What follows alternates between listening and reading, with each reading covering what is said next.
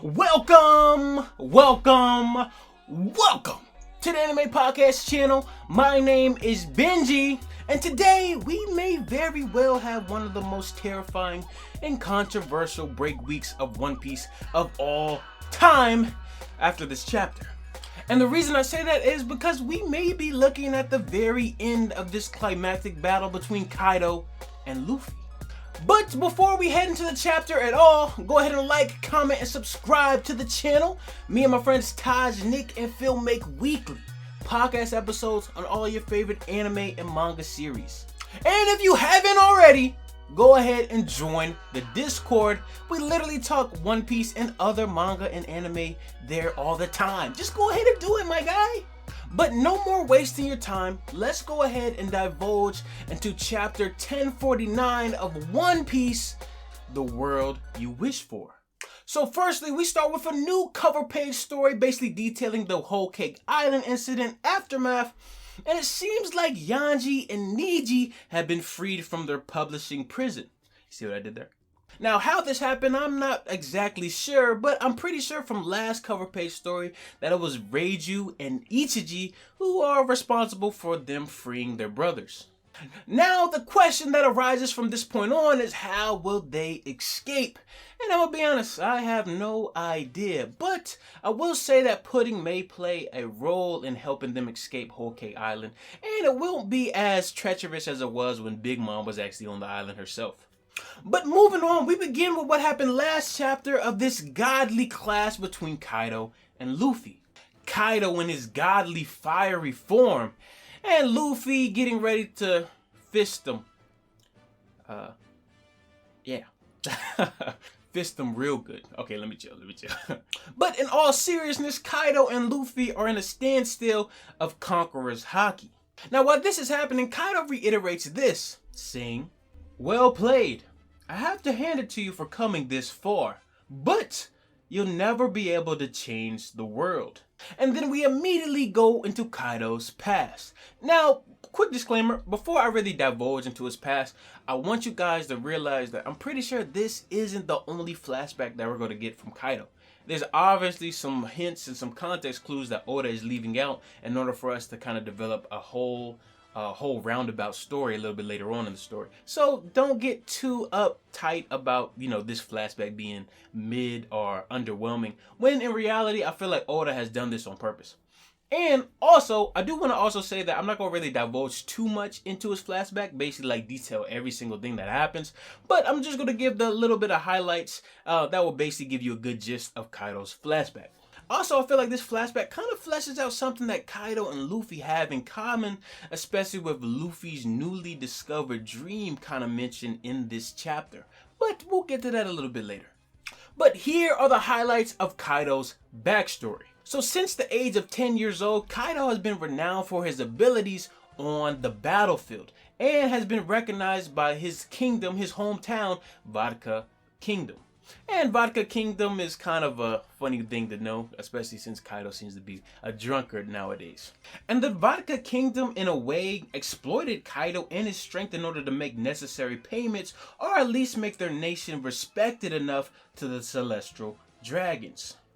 And as a result, these actions would soon lead to Kaido actually being sold off to the Celestial Dragons or the Marines in response in order for Vodka Kingdom to have a seat at a revelry. Basically being used as a political bargaining chip in order to basically unite the Vodka Kingdom and its reputation. Now mind you, Kaido is incredibly strong at this point, and he's doing this all without a single devil fruit. So as of this moment in time, Kaido has been used as basically a pawn for the Marines. Now Kaido wasn't having this for too long, and he inevitably escapes from the Marines' captivity. But the thing that makes this so funny is this. Now, if you guys remember earlier on in the story, when we first got introduced to Kaido, we realized that Kaido had been captured by the Marines a multitude of times. And the reason why he was captured so many times within the One Piece storyline is because, we get the answer in this chapter. Well, in retrospect, Kaido was letting himself be captured by the Marines simply because he was hungry. And every time he went back to the Marine prison, it was like a buffet for him. But just imagine stunting on the Marines so much that nobody can handle you, and the only reason that you go back to prison was to get a meal. Kaido was different, my guy.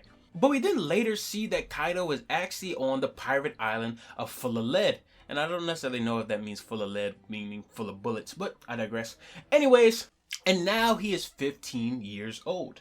And then we see the famous Whitebeard, and he actually has come into contact with Kaido simply because Rocks has recruited him to join his crew. And basically they make the Monstars of pirates. Now, but one thing leads to another, and Kaido actually joins the Rocks pirates. So then we shortly see that God Valley is actually mentioned, and I think Oda's plan for this is to really divulge into a more elaborate flashback, kind of detailing the things that happen within God Valley itself. But I do think that's going to come a little bit later. I don't know why people were expecting that in this flashback, but like I said, let Oda do his thing. But within these little mini flashbacks, we know that not only did they go to God Valley, but also after the God Valley incident and once the Rocks pirates fell, that all of the pirates were disbanded. And this actually leads to a very small panel of Big Mom basically asking where Kaido has gone after the battle. Now, I do want to kind of see whether or not Big Mom actually gave Kaido his devil fruit and then he basically dipped, or they met up after this and he was able to give her, or she was able to give him the devil fruit. And I also, like I said before, I believe that God Valley is a huge contributing factor to Kaido's personality and the way that he sees things. For example, him being like, death is what completes a man, which is true.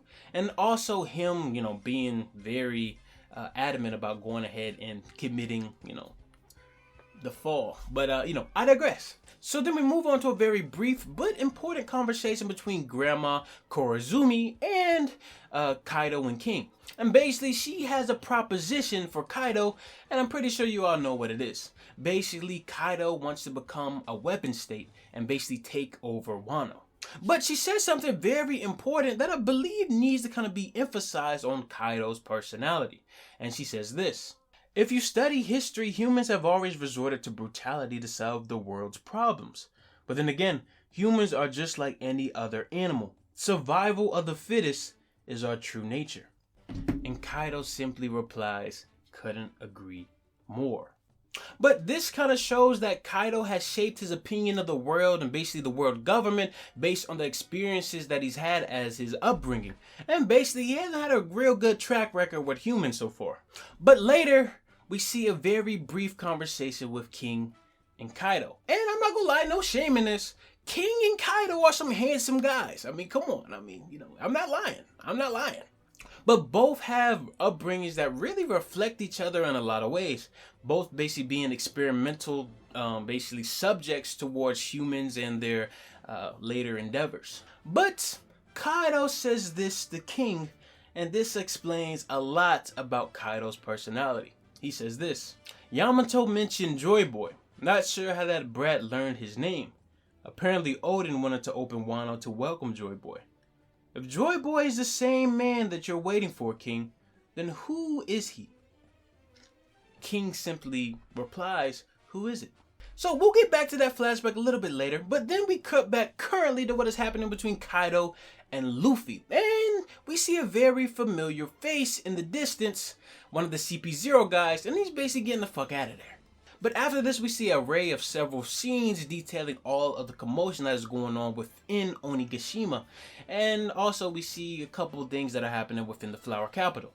People are getting ready to finalize their festivals. People within Onigashima are basically being washed away from the water that both Raizo and Jinbei have created. And also Yamato is screaming at Momo to try to create these flame clouds, because if not, Onigashima is going to drop right on the Flower Capital's head. And that'll be bad for everyone.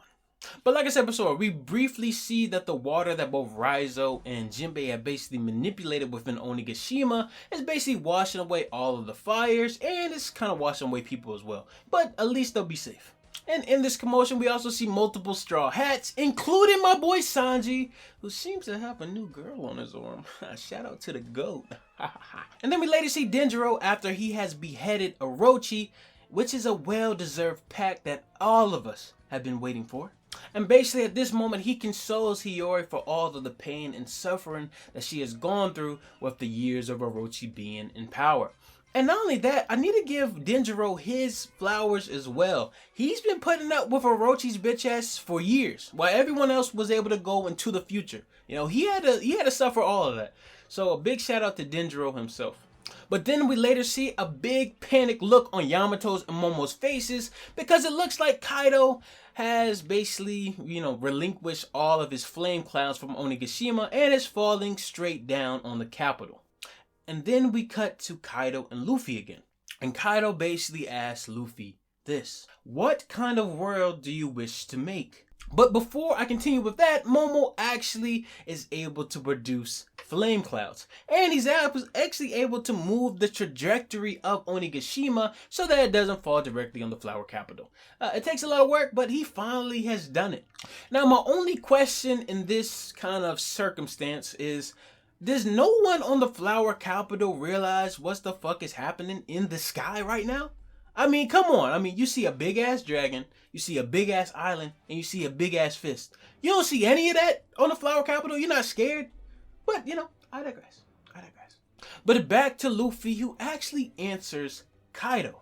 Luffy says this: a world where my friends can eat as much as they want.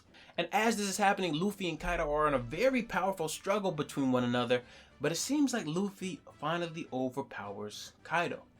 And Luffy finally says this: that's the world that I wish for. And Kaido looks absolutely shocked as he basically punches Kaido all the way straight down towards the flower capital. Now, briefly going back to Kaido's flashback, I don't necessarily think that Kaido was shocked about the punch that Luffy did, but more so the statement in which Luffy said it. I believe that Kaido in essence can kind of relate to being hungry in a way, and I know this may sound a little bit weird, but I can see how Kaido can relate to Luffy's dream, and I also want to see if this is Luffy's true dream. The mysterious dream that we weren't necessarily detailed about in episode 10-15 of One Piece. And also, is this the same dream that the once great Gold D. Roger once had as well? But I believe that Kaido in a way can kind of relate to this statement or this dream that Luffy has. It seems so ridiculous and so kind of goofy in a way, which is Luffy's character, but I feel like Kaido can very much resonate with Luffy's dream. Now, like I said before, Luffy has basically punched Kaido all the way down towards the flower capital, and while this is happening, not only has Momo saved the capital of Wano, but also has basically made Onigashima land right beside it with his flame clouds. And then, you remember that conversation between Kaido and King? Well, it ends like this. He says, I know who it is, Kaido. Joy Boy is the man who'll be able to beat me one day. King simply replies, if that's true, I don't think that he will appear. And then we see two flower capital lanterns that basically are signifying the end of the festival within Wano.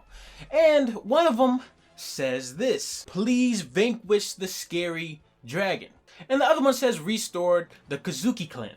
Now, I do want to keep in mind that this could lead to what seems to be the end of this climactic battle, especially from last chapter, seeing that after, Orochi got beheaded, that these were the same messages on the lanterns that were being lifted up to the sky.